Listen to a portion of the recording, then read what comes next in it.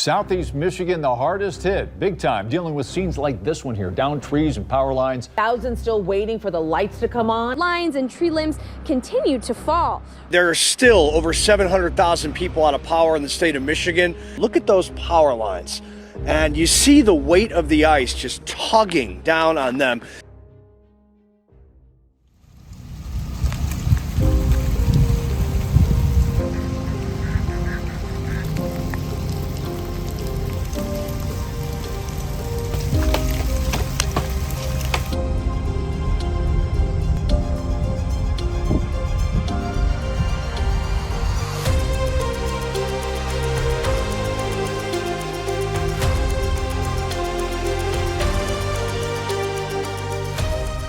It may not look like much now, but yesterday we got hit with a really bad ice storm. I have never seen an ice storm like this. It literally looks like a tornado just like whipped through town. All the surrounding towns are out of power. Pretty much all of the power lines in town, around town are all down. There's so many trees in the road. It is absolutely craziness. So I am out here about to check on the bees because I do see some trees that did fall down. And we got to make sure they're okay and no hives are open. So, fingers crossed that they're all right. Leave it up to Michigan for the following day after this to now be 50 degrees and sunny. So a lot of it is all melting, which is a good thing, but there is still a lot of damage that was done by it. Luckily, from the sounds of it, the west side of Michigan did not get hit by the ice storm, and that's where one of my bee yards is, so those are going to be just fine. But the east side of Michigan, where I'm at right now, got hit really, really hard, and oh no. Oh no. Looks like we do have some damage.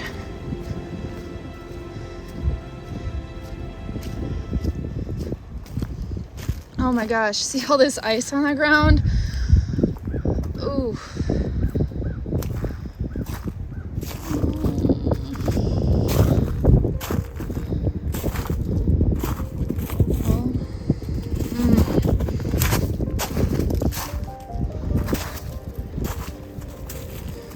Looks like we have two that are down.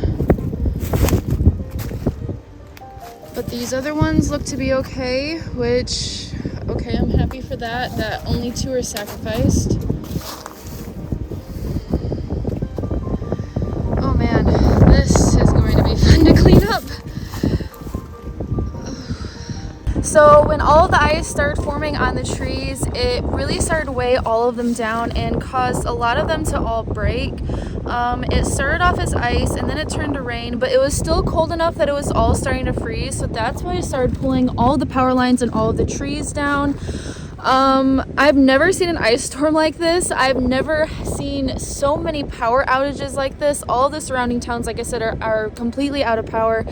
And even my factory sent me home. I'm working third shift right now on a factory, and we completely lost power, which is absolutely crazy. They never send people home, but without power, we had nothing to do. So, I'm sad that I lost these two colonies, but the important ones are still here, so that's all that matters. I am definitely really happy for that. Like I said, these two little ones, it sucks that we lost them, but they weren't as important as the other ones, especially this one over here. So we found this really cool thing in this colony, and this colony is the home of our purple queen. Yes, she is purple, which is absolutely crazy. I've never seen a queen that is purple before. But I'm gonna put up some pictures so you guys can see, but I'm really excited about her and hoping that she does well through the remainder of the year, because this is going to be a really cool genetic to breed off of, just because of the fact that she is purple. And if we're able to get that same coloring out of all the other queens from her, that is going to be so freaking cool. But her name is Viplidu, so whenever you hear the name Viplidu, that is the purple queen that I will be talking about. Viplidu is actually the name of a part at the factory that the queen breeder I teamed up with works at. So that is where we got the name, but we thought it was a really cool name that will be easy to remember. So Viplidoo, that is the purple queen.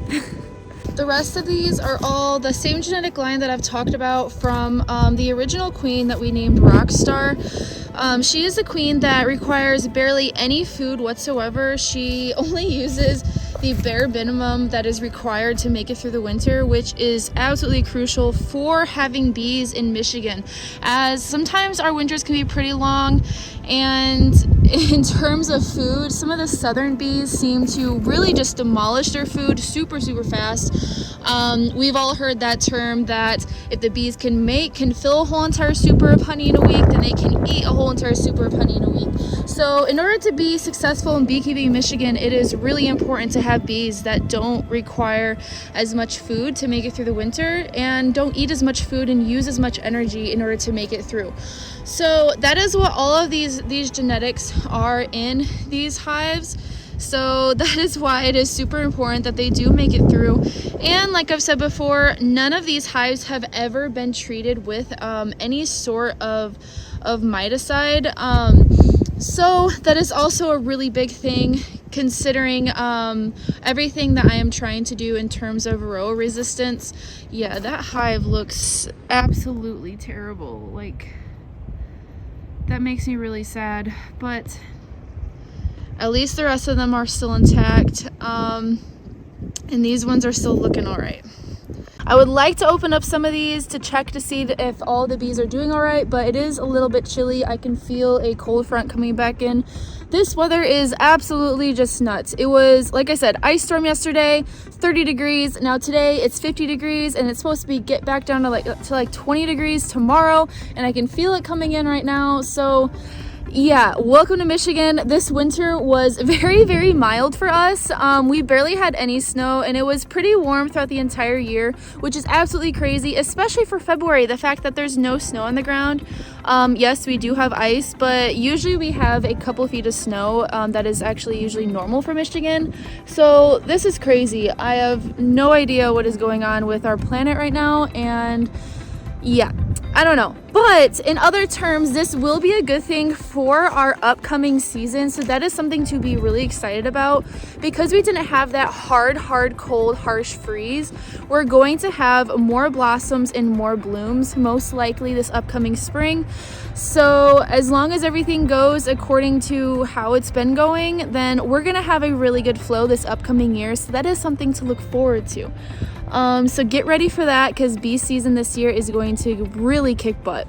The upcoming year is really going to start ramping up here soon. So for all of my new and experienced beekeepers, if you have any questions, feel free to reach out, drop them in the comments, because I'm going to be doing a question and answer video very soon.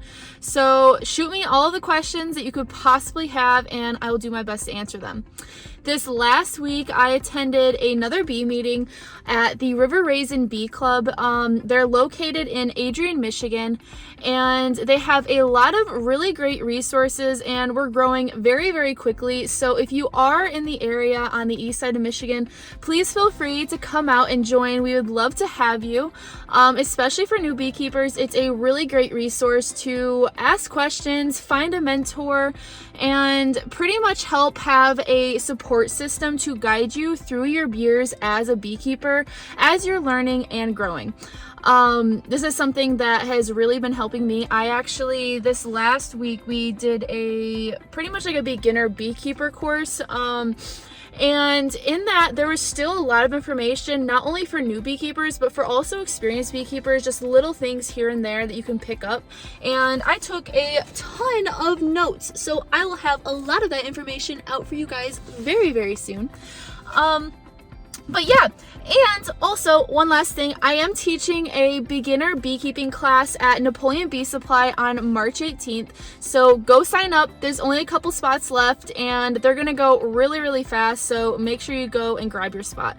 But pretty much that is it for me today. I just wanted to give you guys an update and see how this yard is doing.